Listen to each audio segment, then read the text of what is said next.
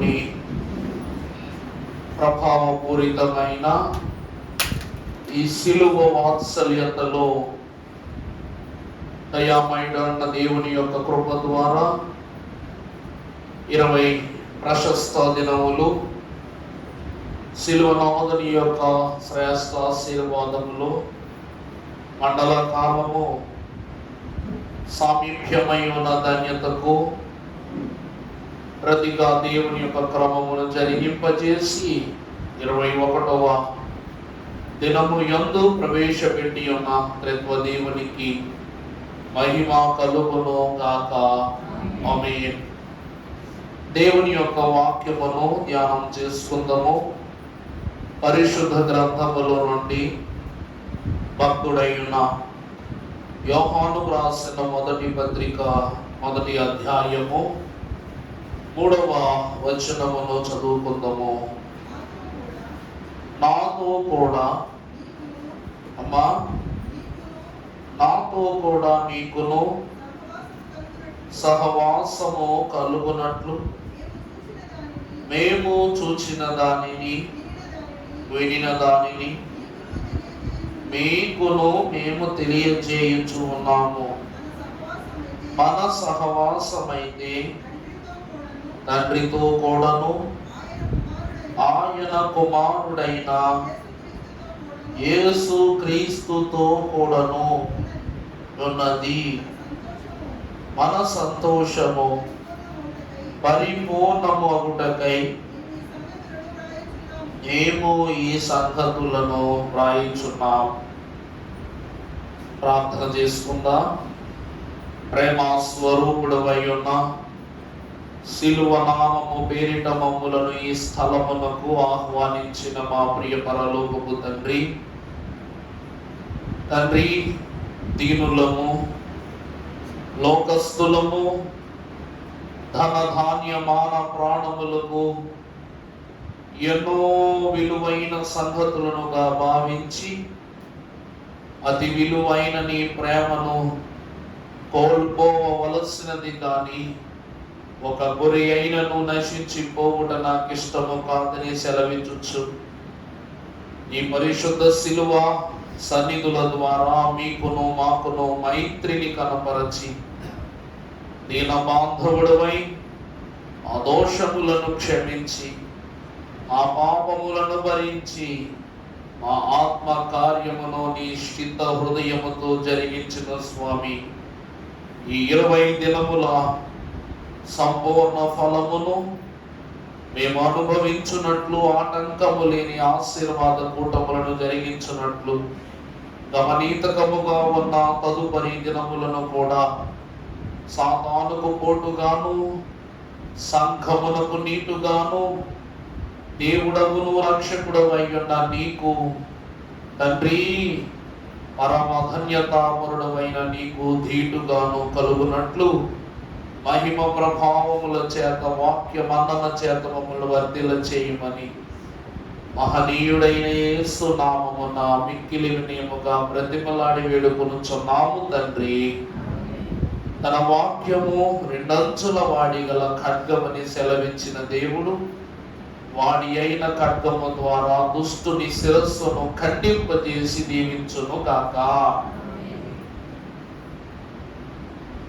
నీ రక్షణందమో రక్షకమరలా త్రోసివేయకు నన్ను నీ సన్నిధి నుండి తీసివేయక మంచు నీ శుద్ధాత్మను నాలో తీసివేయక నుంచు నీ శుద్ధాత్మను నా దేవాది నా పాపిని. ఓ దేవాది నా పాపిని, ఓ పావనగావు కృపా బాహుళ్యము చేత దేవాది నా పాపిని. కలుడనో దేవా నా నిలువెల్ల పాపమువే, కలుడనో దేవా నా నిలువెల్ల పాపమువే, మలినత్వమును అభిమాన్యు చేయ చేయవే తండ్రి, మలినత్వమును పాపి మాన్యు చేయవే తండ్రి, దేవా దిన పాపిని, ఓ దేవా దిన పాపిని. దేవునికి మహిమ కలుగును గాక.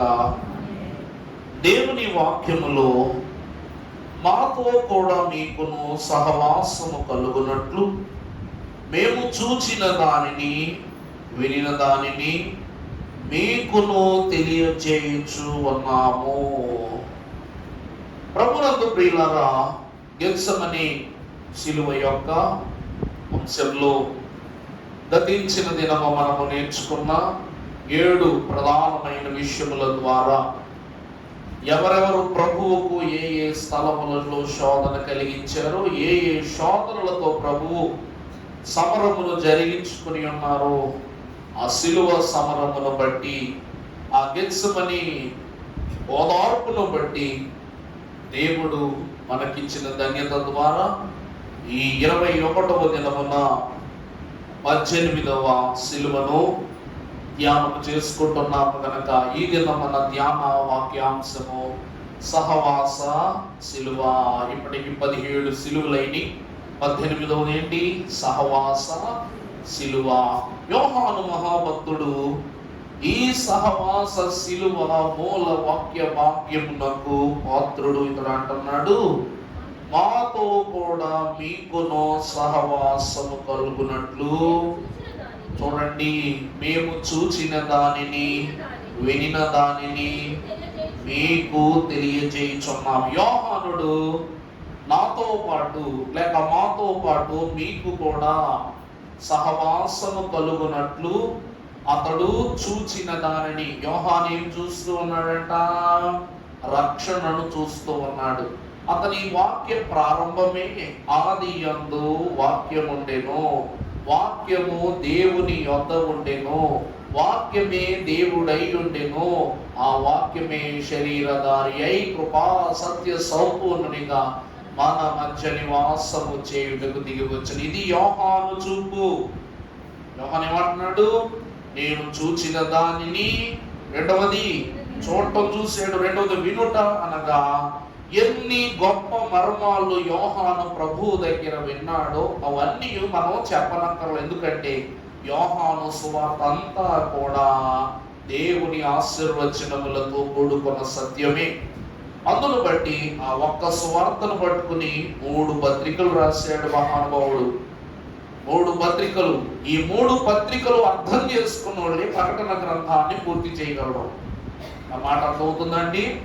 యోహాను రాసిన 3 పత్రిక పాఠములను ఎవరు క్లుప్త వివరంతో అర్థం చేసుకుంటారో వాళ్ళే ప్రకటన గ్రంథములో ఉన్న చదవటం కాదు, భావాన్ని అర్థం చేసుకోగలరు. ఈరోజు టెక్స్ట్ బుక్ అర్థం కావాలి అంటే ఇండెక్స్ పేజీ చూడాలా వద్దా? ఆ పేజీలో పేజీ నెంబర్లు ఎక్కడ నుండి ఎక్కడికి ఉంటాయి, ఏ లెసన్ ఎక్కడ ఉంది, ఎంత వరకు ఉంది, ఎప్పుడు చెప్పాల్సి ఉంది, అన్నీ కూడా వివరంగా ఇవ్వబడతాయి. ఇక్కడ ఈ 3 పత్రికలు కూడా ప్రకటన గ్రంథమునకు తాళముల వంటివి, త్రిత్వ అంతస్తును చూపించే తాళము వంటివి. కాబట్టి ఈ 3 పత్రికలలో ప్రథమ పత్రికలోని ఇతను బోధ చేస్తున్నాడు. 3వ వచనంలో ఏమిటి? నేను చూచిన దానిని వినిన దానిని మీకును తెలియజేయుచున్నాను. ఏమిటంట? మన సహవాసమైతే తండ్రితో కూడాను ఆయన కుమారుడైన యేసు క్రీస్తుతో కూడాను ఉన్నది. అమ్మా, మన సంతోషము పరిపూర్ణమగుటకై మేమీ సంగతులను ఇక్కడ రాస్తూ ఉన్నాం.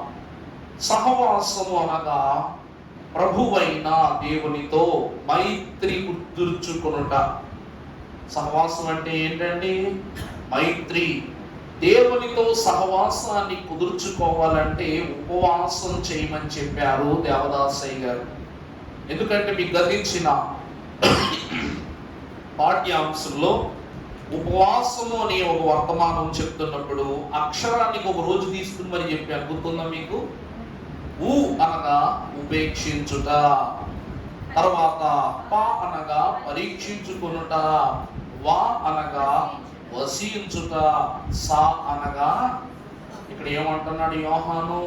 ఉపవాసం చేయాలి. అంటే మనమైతే క్రీస్తుతో కూడా, ఆయన తండ్రి అయిన దేవునితో కూడా సహవాసము చేస్తే మన సంతోషము దేవుని యందు అధికమగునట్లు ఈ సంగతులన్నీ కూడా నేను మీ కొరకు రాయించున్నాను అంటున్నాడు. ప్రభువునందు ప్రియబిడ్డలారా, మనము చూసినట్లయితే మంచి సహవాసము దీవెననిస్తుంది. ఈరోజు యోహాను ఏమంటున్నాడండి? సిలువ అనేటువంటి దాన్ని ఎత్తుకొనుటకు ముందు సిలువను ఎత్తుకొను ప్రభువుతో మనం ఏం కలిగి ఉండాలంట? సహానుభవాన్ని కలిగి ఉండాలి. ఇప్పుడు ఉదాహరణకు ఒక మాట అనుకుంటే, ఒక క్లాస్ ఉంది. ఇప్పుడే కొత్తగా ఒక స్కూల్లో మన పిల్లోడు జాయిన్ చేస్తాం. మన పిల్లోడు ఒక మాట చెప్తాం, నాన్న నువ్వు బళ్ళోకి వెళ్తున్నావు కదా, నీ క్లాస్లో బాగా చదువుకునేవాడితో ఫ్రెండ్షిప్ చేయి, అదే అంటాం కదండి మనం. అప్పుడు వీడేం చేస్తాడు? బాగా చదువుకునేవాడు ఎవడో వాడు ఎదుక్కుంటా ఉంటాడు అనమాట. ఫస్ట్ బెంచ్లో కూర్చున్నాడు కదా చదువుకునేవాడు అనుకోకూడదు, వెనకాల బెంచ్లో కూర్చునేవాడు చదవడని అనుకోకూడదు. వాడు బాగా ఎదుక్కుంటాడు. కానీ తిప్పి చదువుకునేవాడు చదువురానుడు కాదు. ఆడ ఆలోచనకి ఎవరి దగ్గరగా ఉంటారో ఆడి మాటలు వినేటట్టు, ఆడితో కలిసి ఆటపాటలు ఆడేటట్లు ఆడిలాంటి మరో మనిషిని వెతుక్కుంటాడు అక్కడ. ఇక్కడ వాక్యం కూడా ఏమంటుందంటే, ప్రభువును పోలి జీవించు మనము ప్రభువును వెతకాలి. మానవులమైన మనము తోటి మానవుల మైత్రి కోరుకుంటాం, కానీ ప్రభువు రక్తము చేత ఈ దినమును తడుపబడి నింపబడి ఆయన రూపములో రూపమైపోయాం కాబట్టి మన సహవాసము, మన మైత్రి అయితే ఇప్పుడు ఎవరితో ఉండాలి? ప్రభువుతో ఉండాలి. అందుకే ప్రభు అంటారు, నన్ను వెదకు వానికి నేను దొరుకుతాను అని అంటున్నారు ప్రభు. వాక్యంలో చూస్తే ప్రియులారా, సామెతల గ్రంథం 13:20 మనం ఒకసారి చదువుకున్నట్లయితే సొలొమోను, జ్ఞాని అయిన సొలొమోను సెలవిస్తున్నారు, జ్ఞానులతో సహవాసము చేయుట జ్ఞానము గలవాడను. చూడండి ఏమంటున్నాడు? తెలివైనోడితో ఎవరైతే సహవాసం చేస్తాడో వాడు ఏమవుతాడంట? తెలివైనోడు అవుతాడంట. తర్వాత మూర్ఖునితో సహవాసము చేయువాడు చెడిపోవును. ఇక్కడ మనకు 2 వరుసలు కనిపిస్తున్నాయి. మొదటిది, జ్ఞానితో సహవాసం చేస్తే జ్ఞానం, మూర్ఖునితో సహవాసం చేస్తే చెడు. మనము జ్ఞానితోనూ సహవాసం చేయట్లేదు, మూర్ఖునితోనూ సహవాసం చేయట్లేదు. మరి ఎవరితో చేస్తామో? దేవునితో సహవాసం చేస్తున్నాం. కాబట్టి నేను పరిశుద్ధులను గనక, నా సహవాసము పరిశుద్ధ సహవాసం గనక మీరును పరిశుద్ధులై ఉన్నాను అన్నారు. సహవాస సిలువలో ప్రభువు ఎత్తుకున్న బహిరంగ క్రియలను చూడటం కాదు, అంతరంగముగా సిలువెత్తుకోవాలన్నా, శిక్షను విధించుటకు తనను తాను అప్పగించుకోవాలన్నా ప్రభువుకి ఇంతటి పట్టుదల, ఇంతటి ధైర్యము, ఇంతటి సత్తువ ఎక్కడి నుండి వస్తుంది? ఏ సహవాసం వల్ల వస్తుంది అనేటువంటి మాటలను గ్రహిస్తేనే క్రీస్తు సిలువలో భాగస్థులమవుతారు. ఉదాహరణకు మత్తయి మహాభక్తుడు ప్రారంభము సువార్తలో యేసు క్రీస్తు ప్రభు మత్తయి మధ్యలో వచ్చినాడు, కానీ మొదటి సువార్త రాశాడు. ఎప్పుడైనా గమనించారా మీరు? ఇస్కరియోతు యోధ తప్పిపోయినప్పుడు చీట్లు ఎత్తే వచ్చినాడు.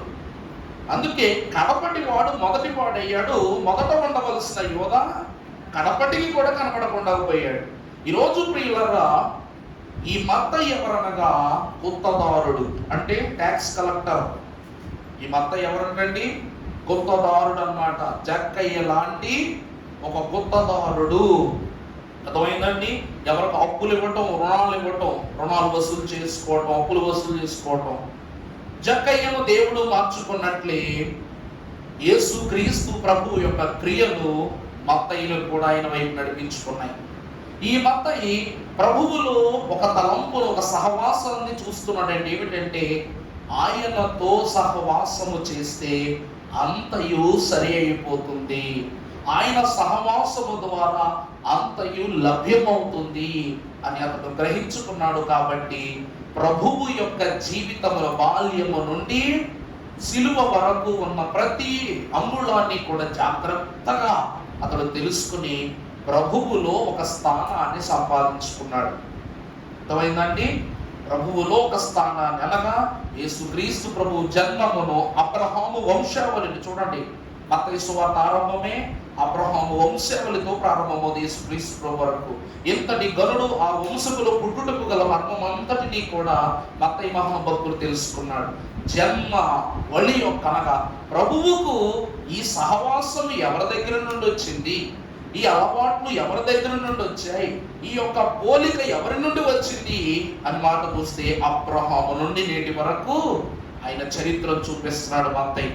లూకా మహాభక్తుడు ఏమంటున్నాడు తర్వాత అతని యొక్క చరిత్రలో చూస్తే యేసు క్రీస్తు ప్రభువు యొక్క సువార్త ప్రారంభం అని చెప్తున్నాడు. సువార్త ప్రారంభిస్తూ అంటే లూకా మహాభక్తునికి ప్రభువు ఏది చెప్తున్నారో అదే చేస్తున్నారు, ఏది బోధిస్తున్నారో అలాగే నడిపిస్తున్నారు, ఏది బోధింప చూస్తున్నారో అలాగనే ఆయన కూడా బ్రతుకుతుండడం చూసి ప్రభువు వాక్యానుసారముగా నడుస్తున్నాడు కాబట్టి ఆయన సహవాసము వాక్య సహవాసమని లూకా సెలవిచ్చాడు. మార్కు స్వస్థతలు చూస్తున్నాడు, కానీ యోహాను ఈయన సహవాసము సరాసరి దేవునితోనే. ఈయన యొక్క చెలిమి, ఈయన మైత్రి, ఈయన బంధము, ఈయన పట్టుదల, ఈయన తెగింపు అంతయు దేవుని యొద్ద నుండి తెలుసుకుని నేర్చుకున్నవేనని యోహాను సువార్తలోని ప్రత్యక్షపరిచాడు భక్తుడు. ప్రభునందు ప్రియబిడ్డలారా, మనము చూస్తే సహవాసము అనగా చెప్పాం దేవునితో లేక దేవుని యందు ఆత్మీయ మైత్రిని కుదుర్చుకోవటం. దేవునితో సహవాసము చేసేవాళ్ళు ఎవరు అనగా చీకటిని విసర్జించువారే దేవునికి సమీపంగా ఉండేవారు. దేవునితో సహవాసం చేసేవారు దేనికి దూరంగా ఉంటారంట? చీకటికి దూరంగా ఉంటారు. అందుకే వాక్యములో పరమ భక్తులు సెలవిస్తున్నాడు. చూడండమ్మా, మొదటి యోహాను పత్రిక 1వ అధ్యాయం 7వ వచనం చదువునన్న. అయితే ఆయన వెలుగులోనున్న ప్రకారము మనమును వెలుగులో నడిచినట్లయితే మనము చూడండి అన్యోన్యత. దేవునితో సహవాసం చేస్తే మనకి ఏం ఏర్పడుద్దంట? అన్యోన్యత, ఐకమత్యత ఏర్పడి కలవరమయ్యుందుము. అప్పుడు ఆయన కుమారుడైన యేసు ప్రభువు రక్తము ప్రతి పాపము నుండి మనలను పవిత్రులను చేయును. అంటే సహవాస శిలువ అనగా వెలుగు సంబంధులకు దేవుడు అనుగ్రహించిన భాగ్యము. మనము ఎవరితో సహవాసం చేస్తున్నాం ఈరోజు? ప్రభువు ఎందుకు అంత గొప్ప స్థితిలో, అంత పట్టుదలతో, అంత ఘనముగా సిలువనెత్తుకొనుటకు, శ్రమనెత్తుకొనుటకు సిద్ధపడ్డారంటే ఆయన వెలుగు సంబంధి కాబట్టి. ఆయన ఎవరండి? వెలుగు సంబంధి. మనమైతే ఎవరితో నడుస్తున్నాం? ప్రభువు వెలుగులో నడిచినట్లు మనము కూడా ఆయనతో పాటు వెలుగులోనే నడుచుకుంటూ వెళదాం. వాక్యంలో కాక మన తండ్రి గారు రక్షణ పద్యాల్లో ఒక పద్యంలో రాస్తూ ఇలా అంటున్నారు: ధరణికి ఒకమారు దర్శనమిచ్చుట విమల నరావతారము వలననే మానవుల్ వర్తించు మాదిరి చూపుట విమల నరావతారము వలననే పాపాలు శిక్షలో భరించి ఆర్పుట విమల నరావతారము వలననే మృతుడై సజీవుడై మృతిని జయించుట విమల నరావతారము వలననే మనము చేయజాలని ఎట్టి పనులో మనకు బదులు దేవుళ్ళు చేయుట పరమదేవతత్వమును కనపరచుట తని విధించి బ్రతుకు క్రమపరచుట అవతారము వలననే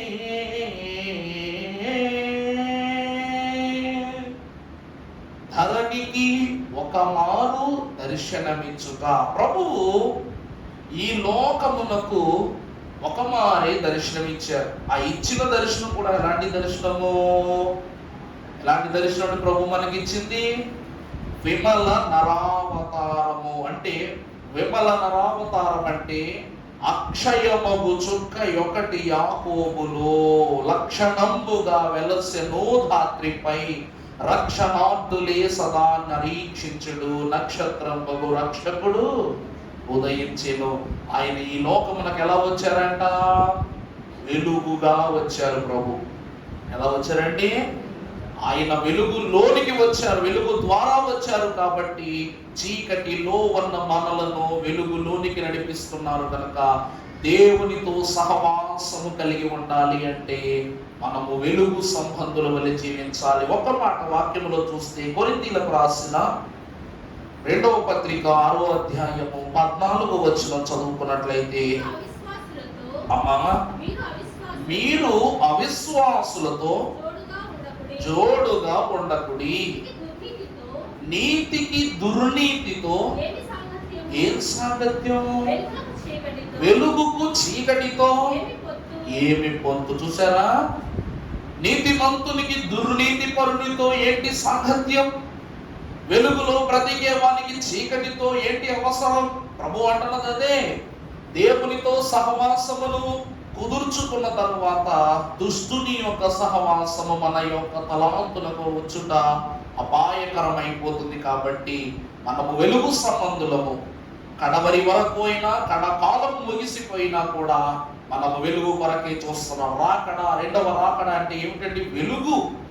అందుకే ఆహా ఆ బోర ఎప్పుడు మోగుచుండో, ఆహా నా ఆశ ఎప్పుడు తీరుతుందో. తండ్రి నా కన్నీటిని, అంటే నీ బ్రతుకు దుఃఖముతో కూడిన చీకటిలో నిండిపోయింది. కాబట్టి ఈ కన్నీళ్లు తొడవగా నీవు వెలుగు సంబంధివై దేవుని రాజ్యంలోనికి ప్రవేశిస్తావు. కాబట్టి అప్పుడు ఆనందంతో ఆయన రాజ్యంలో ప్రవేశిస్తా.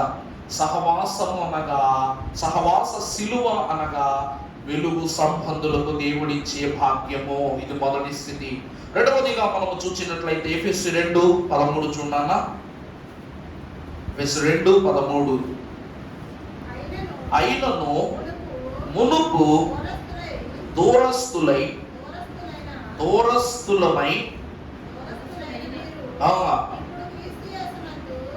ఇప్పుడు క్రీస్తు యేసునందు సమీపస్తులై ఉన్నారు. మునుపు లోకమును బట్టి, పాపమును బట్టి, శోధనను బట్టి, అంతగా ధర్మశాస్త్రాన్ని బట్టి దేవునికి దూరస్తులైన మీరు ఈ దినమున దేవునికి అనగా క్రీస్తు ప్రభువును బట్టి లేక సిలువను బట్టి మనం ఏమయ్యామంట? సమీపమయ్యాం. బాబేలు గోపురాన్ని కట్టి దూరస్తులయ్యారు, కల్వరి సిలువ యొద్దకు చేరి సమీపస్తులయ్యారు. అంతే కదండి? అప్పుడు కలిగింది గలిబిలి. అలా మనందరినీ కూడా ఒక చోటకు పస్కా పండుగలో ఆయన చేర్చి ఆయన సిలువ ఎదుట సమైక్యతను సమకూర్చిన వాడై ఉన్నాడు. మనము చూసినట్లయితే ప్రియులారా, ఇక్కడ ఈ సహవాస సిలువ మనకేమిస్తుంది అనగా ఐక్యతనిస్తూ ఉంది. సహవాస సిలువ ఏమిస్తుందండి? ఐక్యత లేక ఒడంబడిక అనవచ్చు. కీర్తనల గ్రంథము 85వ అధ్యాయము 9వ వచనం మనం ఒకసారి చదివినట్లయితే, మన దేశములో మహిమ నివసించున్నట్లు ఆయన రక్షణ ఆయనకు భయపడు వారికి. చూసారా? వాక్యంలో నాకు కొంచెం అర్థమయ్యేలాగా క్లుప్తంగా మెల్లమెల్లగా చదువు మాట. మన దేశంలో చూడండి, మన దేశము అంటే ఇప్పుడు మనం ఉన్న దేశం అనుకోండి. మన దేశములో మహిమ అంటే ఏంటి? వెలుగు, రక్షణ, శాంతి, సమాధానం నివసించున్నట్లు ఆయన రక్షణ ఆయనకు. మనం ఇప్పుడు అందరము దేని గురించి భయపడుతున్నాం? దేని గురించి భయపడుతున్నాం? యుద్ధమును గురించి భయపడుతున్నాం. చూసారా? ఈ యుద్ధములో మనకు మనసు కనిపిస్తుంది, దేవా మా చుట్టాలను కాపాడు, మా బిడ్డల్ని కాపాడు, ఆర్థిక నష్టాలు రాకుండా చూడు, కరువు కాటకాలు రాకుండా చూడు, ఇందాక గ్యాస్ స్టేషన్కి వెళ్ళాను, సార్ గ్యాస్ బండ్ బుక్ అవ్వట్లేదు, ఏంటంటే పరిస్థితి అంటే ఎవరికి బుక్ అవ్వట్లేదు సార్, ఏం చేయమంటారు మమ్మల్ని అంటున్నాడు. కళ్ళ ఎదురుగా గ్యాస్ బండ్లు కనిపిస్తున్నాయి కానీ ఇవ్వరంట. ఒకప్పుడు చంద్రన్న 3 బండ్లు ఇచ్చాడు, ఈరోజు ఒక బండ కూడా ఇవ్వనంటున్నాడు. మరి ఎట్లా అయిపోయిందో పరిస్థితి. తెచ్చుకోండి శుభ్రంగాను, పాతకాలం మన అమ్మమ్మలు ఇల్లు తెచ్చుకున్నట్టు పొలం గట్లోకి వెళ్ళటము, పొలాలన్నీ మూడగట్టడం, తల మీద పెట్టుకుని చెప్పు తెచ్చేసుకుంటామే, ఇంకా పొయ్యి ఉపయోగించుకుంటామే. చాలా చదువులన్న. ఆయనకు భయపడు వారికి సమీపముగా ఉన్నది. ఏమిటి సమీపంగా ఉన్నది అంటే రక్షణ.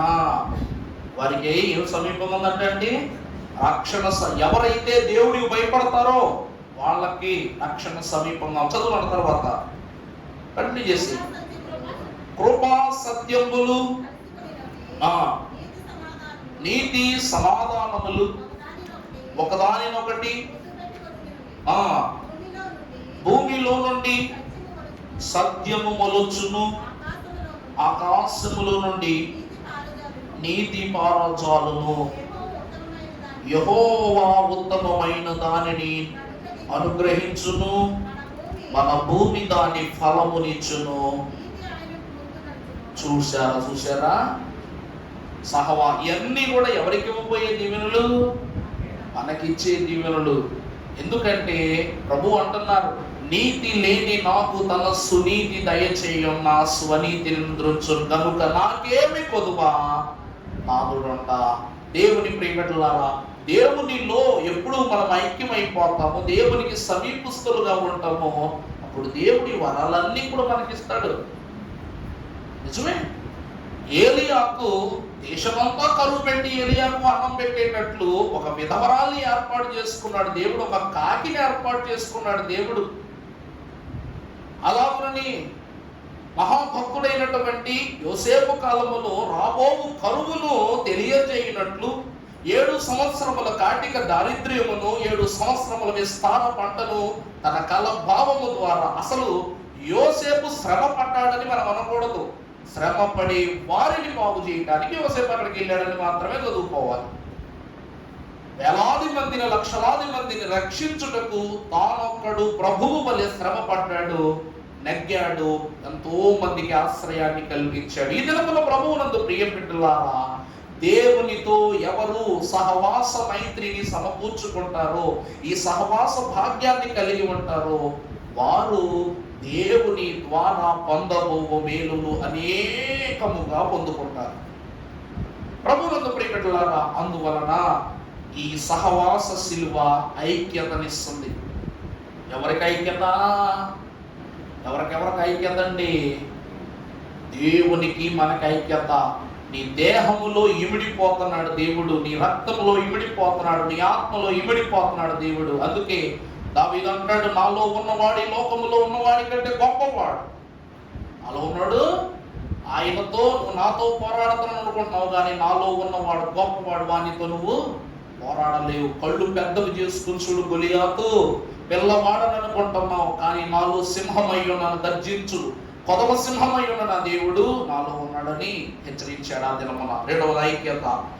3వదిగా చూసినట్లయితే యెషయా గ్రంథం 9:6 చదువునన్నా. యెషయా 9:6. పుట్టెను, అనుగ్రహింపబడెను,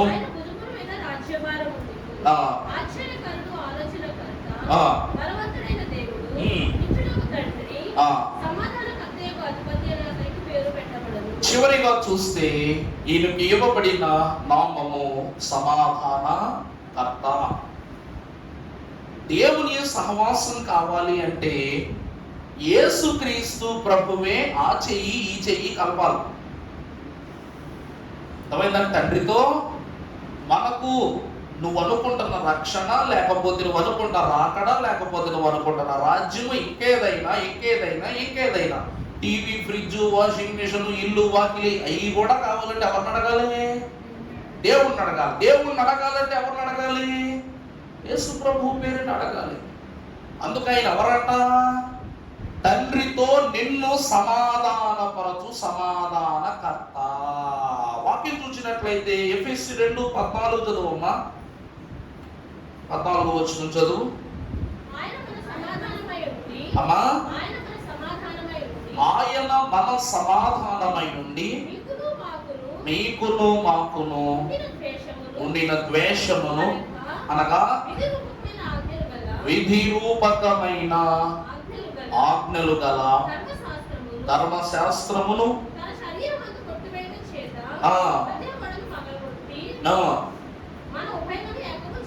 ఉభయులను ఏం చేశాడంట? ప్రభు జ్ఞాపకం చేశాడు. ప్రభువునందు ప్రియబిడ్డలారా, భక్తుడు ఒక మాట అంటున్నాడు ఏంటంటే, యేసు పేరు పెట్టకుండా దేనిని తండ్రి యొద్ద నుండి పొందలేదు.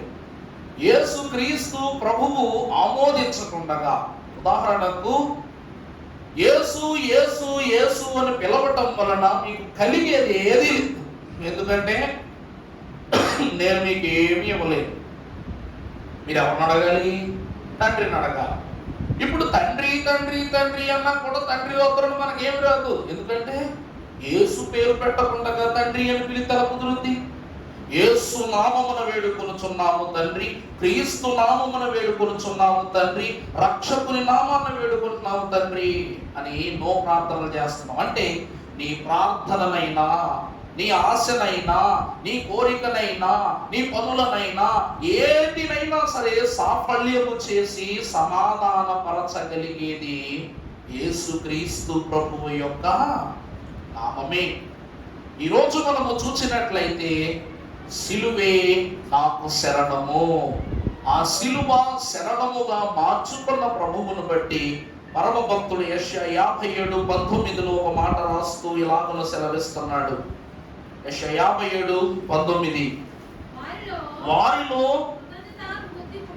కృతజ్ఞత పుట్టి. సమాధానం అంటే ఏంటండి? సమాధానపరచబడటం అంటే ఏంటి? ఈరోజు యేసుక్రీస్తు ప్రభువు అది పరిశుద్ధ స్థలానికి సమాధాన పరిచయం లేదా? అందువల్ల నువ్వేం చెప్పాలనుకున్నా ఈరోజు యాజకునికి కాదు, దేవునికే సరాసరి చెప్పుకోగలుగుతున్నాం. అంటే ఈ సమాధానము మనలో ఏ బుద్ధి పుట్టిస్తుందంట?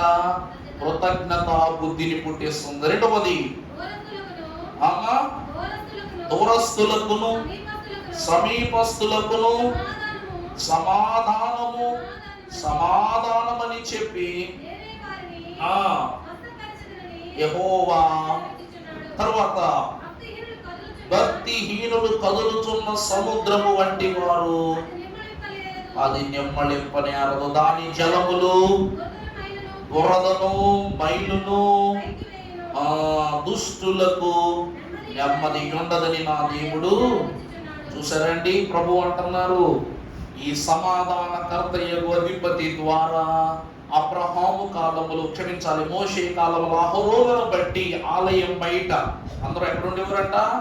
ఆలయం బయట ఉండి, అయ్యా ఇదిగో ఈ రోజు మా నిమిత్తమై పాప పరిహారార్థ బలి నిమిత్తమై మేము ఇచ్చిన గొర్రె పిల్ల, లేకపోతే మేము సమర్పించిన పలానా వస్తువు అనేది వారికి ఇచ్చేవారు. ఎవరికి గుడి లోపల ఎలా ఉండదో తెలియదు, దేవుడు అంటే ఏంటో తెలియదు, దేవుని వాక్యం అంటే ఏంటో తెలియదు, ధర్మశాస్త్రం అంటే ఏంటో తెలియదు, ఏమీ తెలియదు. కానీ ఈరోజు కేవలము మందస్సములోని గుప్తమైపోయిన ఆ ధర్మశాస్త్రము యేసు క్రీస్తు ప్రభువు కాలములో పురవీధులలో ప్రకటింపబడింది. అర్థమైందండి? ఆ మాట అర్థమవుతుందా? అప్పటి వరకు దేవాలయ బొమ్మము దగ్గర నిలబడినా వాక్యం వినబడేది కదా ఎవరికి. కానీ యేసుక్రీస్తు ప్రభు అంట పురవీధుల్లో ప్రతి గుమ్మం యొద్దకు వెళ్ళేవారు, ప్రతి వీధి యొద్దకు వెళ్ళేవారు.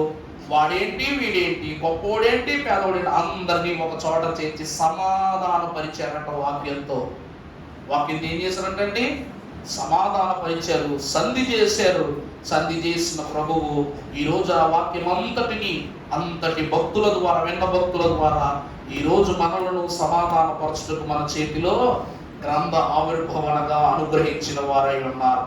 సమీపించు అనగా సహవాస శిలువ సమాధానాన్ని ఇస్తుందంట. అర్థమైందండి?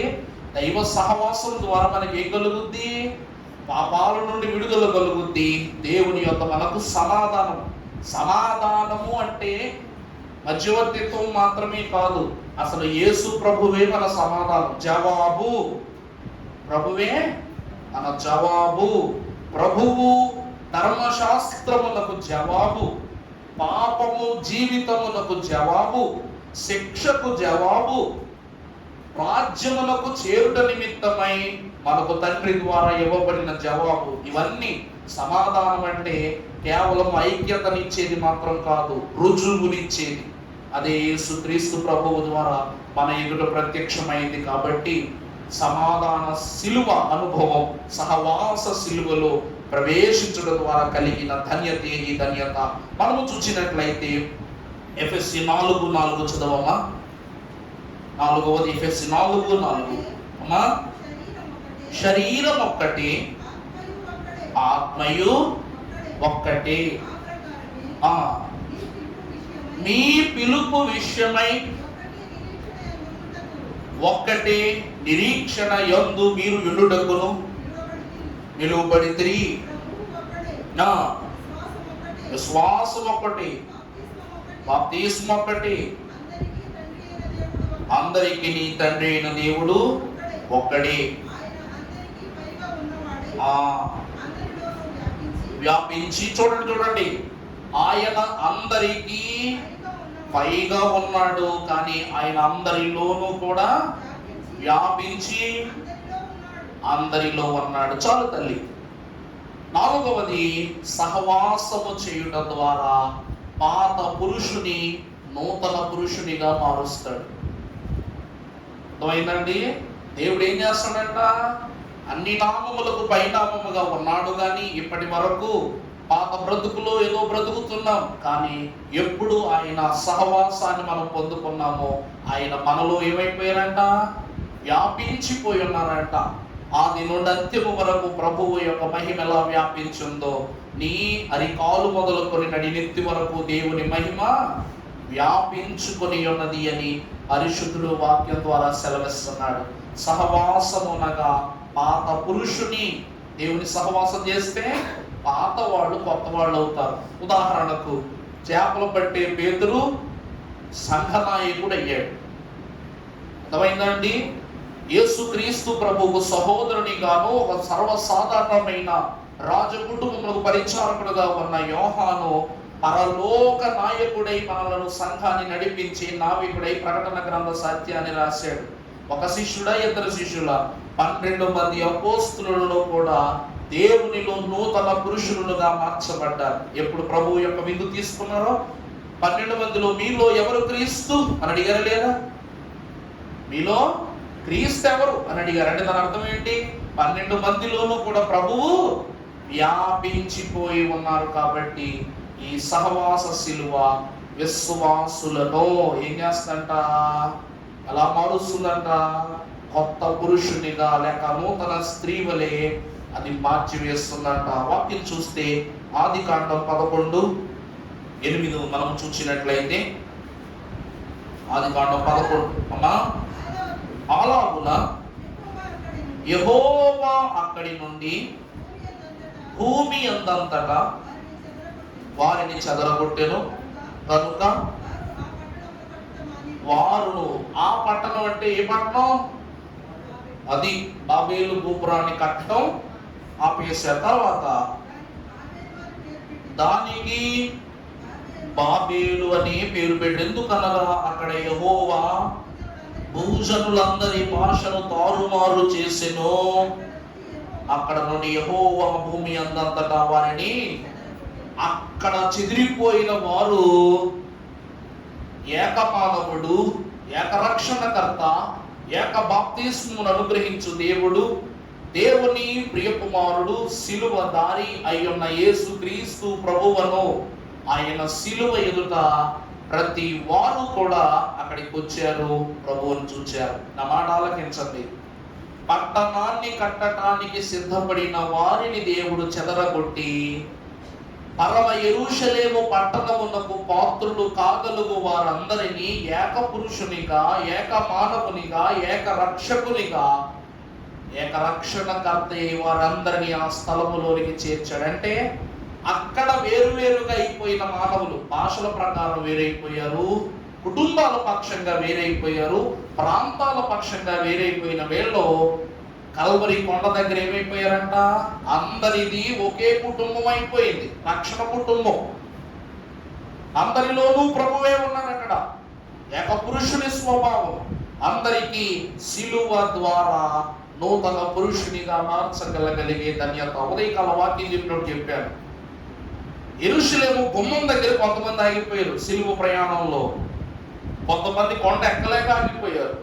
కొండ ఎక్కి కొంతమంది చూసి ప్రభు మరణించగా కొంతమంది వెళ్ళిపోయారు. కానీ చివరి వరకు ఎవరున్నారంటే యోహాను, పేతురు, సైనికుడు, శతాధిపతి, ముగ్గురు మరియలు వాళ్ళే ఉన్నారు సిలువ దగ్గర. చివరికి అపోస్తలులు 12 మంది కూడా లేరు. అసలు కల్వరి కొండ మీద 12 మంది అపోస్తలులు చూస్తాం మనం?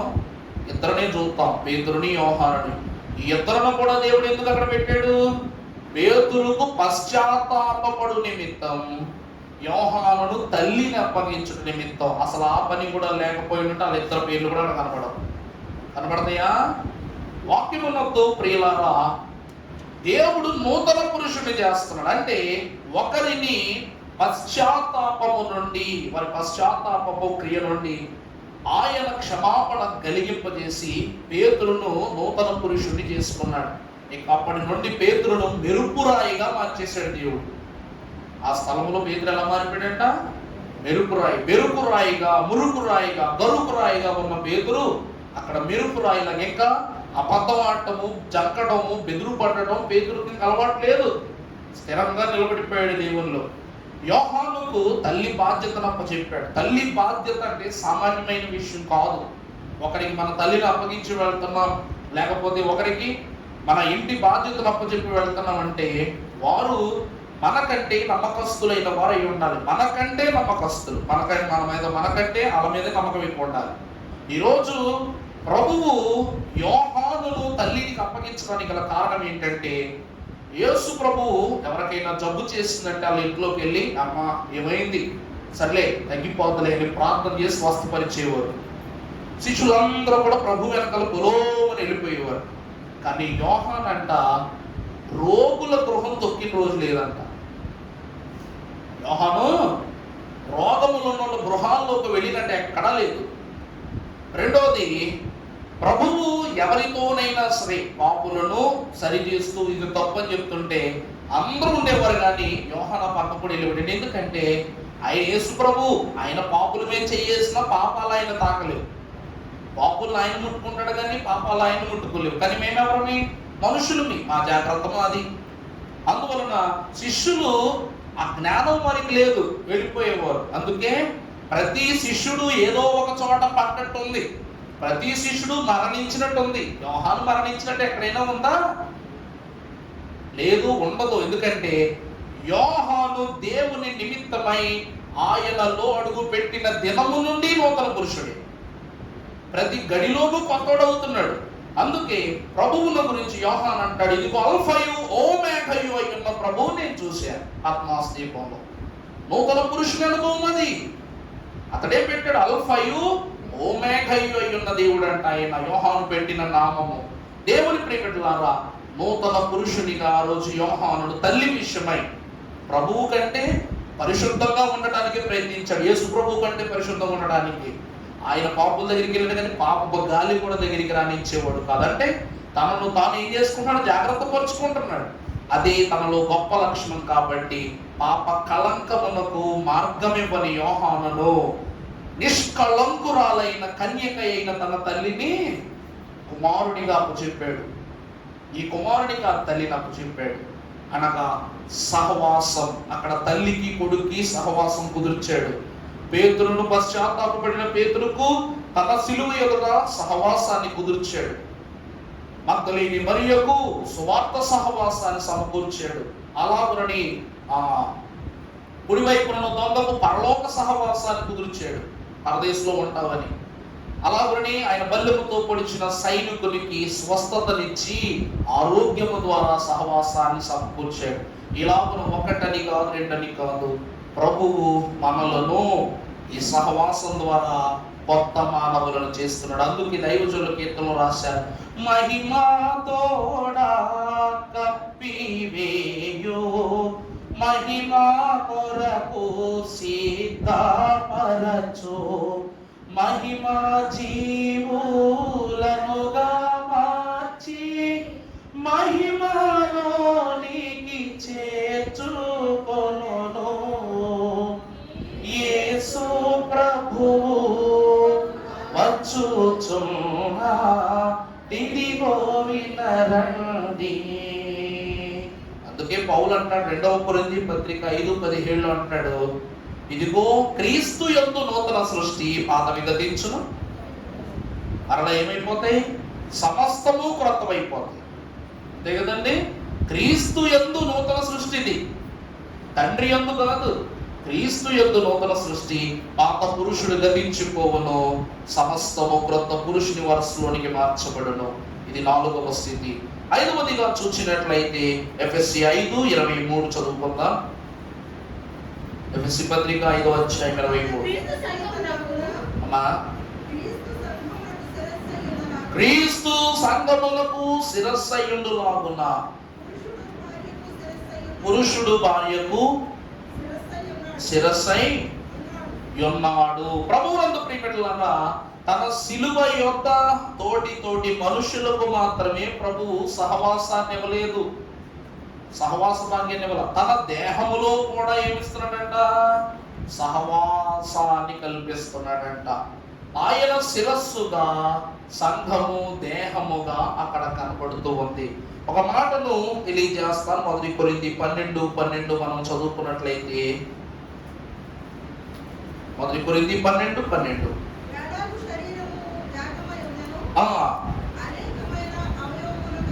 అనేకమైన అవయవములు కలిగి ఉన్నదో,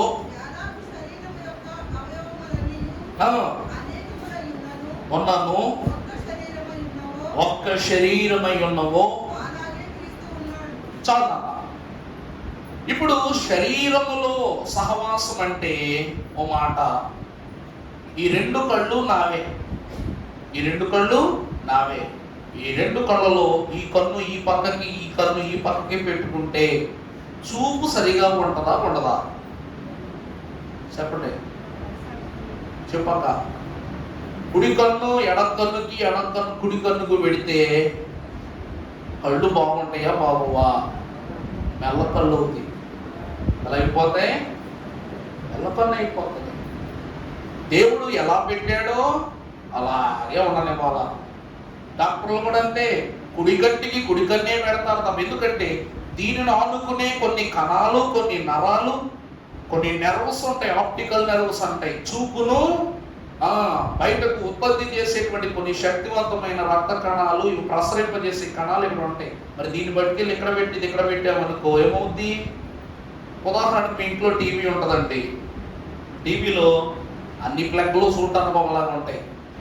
చూసారా మీరు ఎప్పుడైనా పాత టీవీలు? ఇప్పుడున్న టీవీల్లో కూడా రెడ్, ఎల్లో, వైట్ 3 పిన్నులు ఉంటాయి. జాకులు చూసారా? పాత డివిడి ప్లేయర్లు పెట్టుకునేవాళ్ళు, మనం ఒక జాక్ ఇచ్చేవాడు. అందరూ ఏం చేసేస్తారు?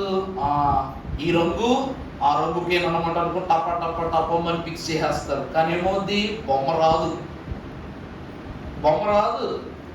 కానీ ఇక్కడ ఒక ఫార్మాట్లో నువ్వు ఫిల్ చేస్తే పైకి వచ్చేసరికి ఫార్మాట్ మార్చాలా.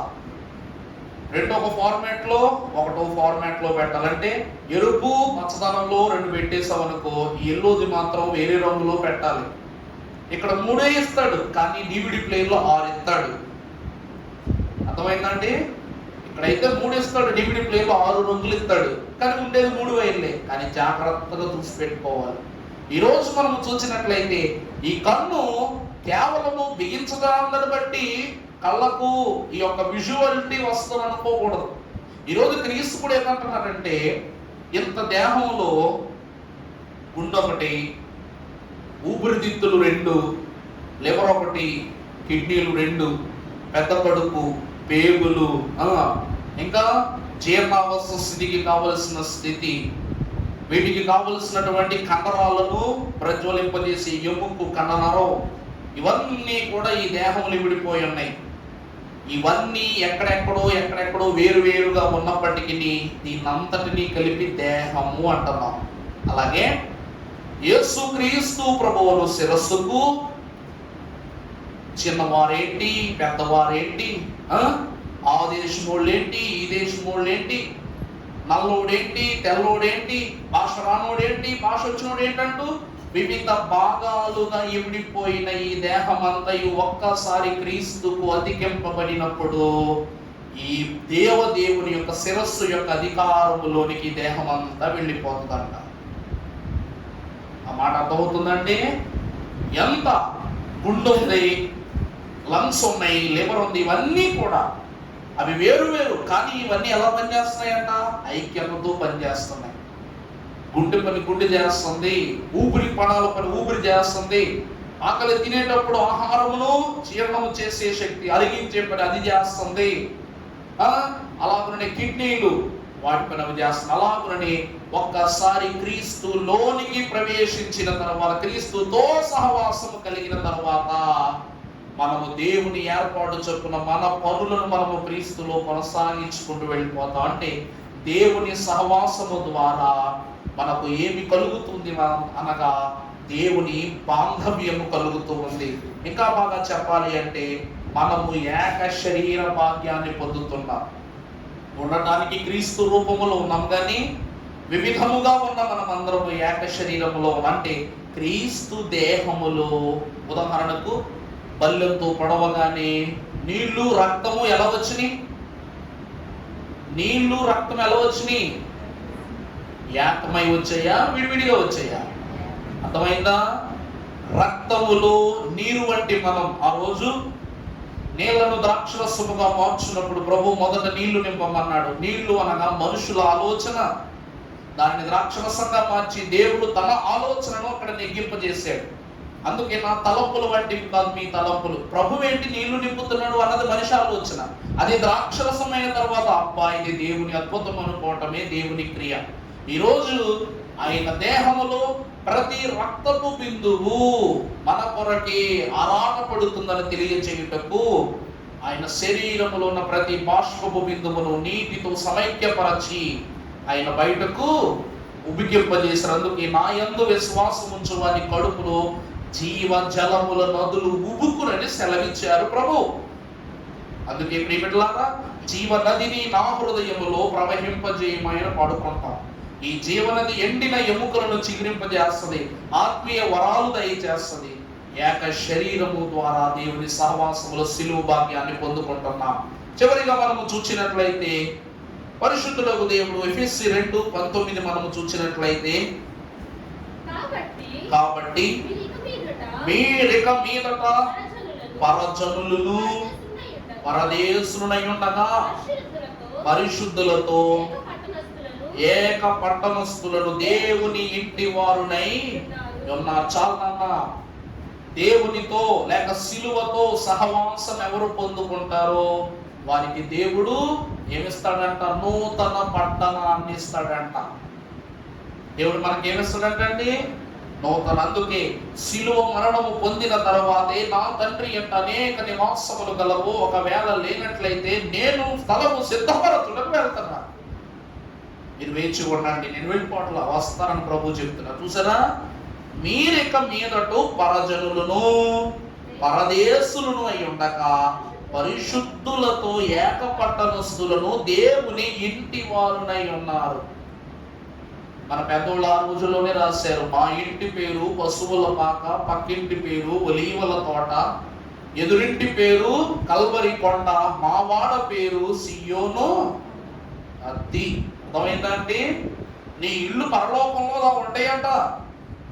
పరలోకంలో నీ ఇంటి పేర్లు ఎలా ఉంటాయంటండి? ఇలా ఉంటాయంట. మా ఇంటి పేరేమిటి? పశువుల పాక, దేవుని చేత ఆశీర్వదింపబడిన స్థలం. నీ పక్కింటి వాడి పేరేంటంట? ఒలీవల తోట, ప్రభువు ప్రార్థనకు ఆశ్రయం ఇచ్చిన స్థలం. ఎదురింటి పేరు కల్వరి కొండ, రక్షణకు ఆశ్రయం ఇచ్చిన స్థలం. మా వాడ పేరు సియోను. ఆ తోటంతటిని ఆ కోటంతటిని కూడా దేవుడు ప్రశస్త స్థలంగా దీవిస్తున్నాడు. అలాంటి ఇంటి పేర్లు ఉంటాయంట పరలోకంలో. అప్పుడు లోక పట్టణస్థుడైన నీవు ఏక పట్టణస్థుడైన దేవుని సహవాసంలోనికి వెళ్తావు. అర్థమైందండి? సిలువతో సహవాసం అంటే దేవుడు నీకు తన పట్టణములో స్థలాన్ని ఇస్తాడు, ఆ పట్టణములో సహవాసం చేసే భాగ్యాన్ని ఇస్తాడు. హెబ్రీ పత్రిక 13-14. అమ్మా, నిలువరమైన పట్టణం ఇక్కడ మనకిక్కడ లేదు, కానీ ఉండబోవు దాని కోసము అదే. కాబట్టి ఆయన ద్వారా స్తుతియాగములను చూసారంటండి. నిలువరమైన పట్టణం ఇక్కడ లేదు అంటే ఇక్కడ ఉండిపోయేది, నిలిచిపోయే పట్టణం అనేటువంటిది ఇక్కడ లేదు కనుక ఉండబోవు దానికోసం, అలాంటి సదాకాలము ఉండిపోయే దానికోసము మనం ఏం చేస్తున్నాం? ఎదురు చూస్తున్నాం. నాకు ఈరోజు పరమ యెరూషలేము వద్దని వారు ఎవరైనా ఉన్నారా? మొన్న కైగారు మాకు వాక్య వర్తమానం అంటే నాది 3వ వాక్యం, ఆయన మొదటి వాక్యం. ఆయన చెప్తున్నప్పుడు నోట్స్ 2-3 వచనాలు రాసుకుంటా. ఆయన పావురము వలె నిష్కపటులను, పాముల వలె వివేకులై ఉండాలి అని చెప్తూ, మనము పాముల్లాగా ఉండాలి, పావురముల వలె ఉండాలి అని చెప్పారు. పావురము పాము అవుద్దా? అవ్వదు. పాము పావురము అవుద్దా? అవ్వదు. మనుషులు బతికితే పాముల్లా బ్రతకాలి, శపింపబడాలి, లేకపోతే పావురంలా బతకాలి, పరములకి ఎగిరి వెళ్ళిపోవాలి. దైవజనుడు దేవదాసయ్య గారు అన్నారు, పాము అను తలంపు నీలోనికి వచ్చిందంటే నువ్వు పావురం అవ్వలేవు. పావురము అనే తలంపు నీలో ఉందంటే నువ్వు పాముగా మారవు అన్నారు. అందుకే అయ్యగారు మన కీర్తన పుస్తకాల్లో మన యొక్క అంశముల గురించి తెలియజేస్తూ కీర్తన రాశారు. ఓహో పావురమా పరమా పావురము తోడగూడి ఎగురవే, ఓహో పావురమా పరమా పావురము తోడగూడి ఎగురవే, ఎగిరి వెళ్ళు పావురమా, ఏది అడ్డంబు నీకు, ఎగిరి వెళ్ళు పావురమా, ఏది అడ్డంబు నీకు, ఎగిరి ఎగిరి పరమ నగరు యెరూషలేము చేరా ఎగురవే, ఎగిరి ఎగిరి పరమ నగరు యెరూషలేము చేరా ఎగురవే.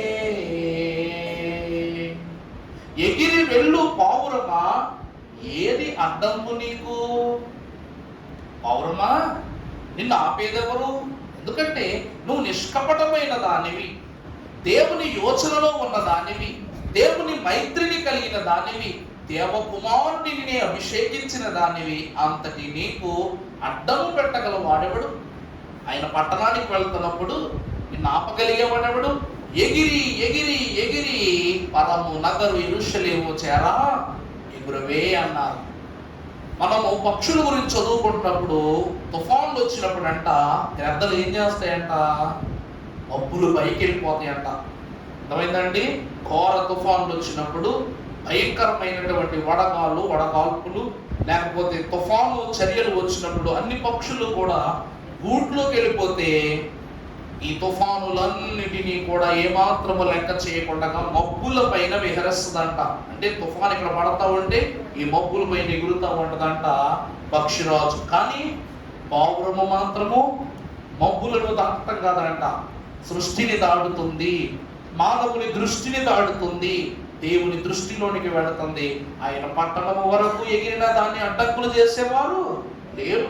మబ్బులు దాటే ఓ పక్షిరాజా, ఆకాశములు దాటగలవా, భూమిని దాటగలవా అన్నాడు.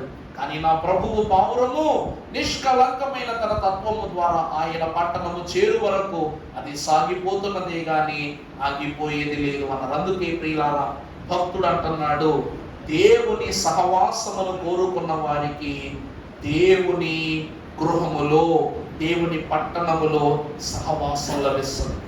ఈరోజు ప్రభువా నా ఇంటికి రా, ప్రభువా నా ఇంటికి రా, ప్రభువా నా ఇంటికి రా అని ఎవరు ఆశగా పిలుస్తారో అలాంటి వారందరినీ పరలోకము ఆశపడి పిలుస్తుందంట.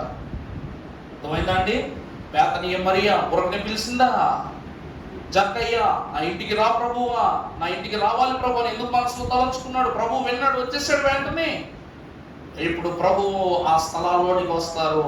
జక్కయ్య గృహం రక్షణ గృహం, బేతనీయ గృహం ఆతిథ్య గృహం కింద, అలాగునని ప్రతి విశ్వాసుల గృహము స్వస్థత గృహాల కింద, ఆత్మ గృహాల కింద, పరిశుద్ధాత్మ సహవాస గృహాల కింద మారిపోయినాయి.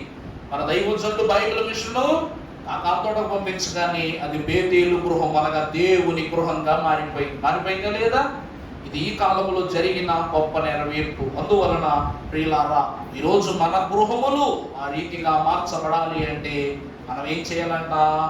దేవుని యొక్క ఆత్మీయ ఫలములో, దేవుని యొక్క రాజ్యములో సమీపింపబడినట్లు పావురముల వలె నిష్కపటులై జీవించాలి. అలాగున జీవించి శిలువ సహవాసము ద్వారా ఎనలేని రక్షణను గణించే ధన్యత, శిలువ ద్వారా మైత్రిని, సహవాసమును, ఏక శరీరమును, ఏక పట్టణమును, ఏక తలాంతును ప్రభు మీకును మీ బిడ్డలకును తరతరములు అనుగ్రహింపజేసి మిమ్మలను సహవాస శిలువ ద్వారా తన సహవాస రాజ్యములకు మిమ్మలను చేర్చుకుని దీవించును గాక. ఆమేన్. పరిశుద్ధుడమైన దేవా, మహిమా స్వరూపి, నీకనేక వందనములు. నరుడు నీ కాడి మోయలేడు.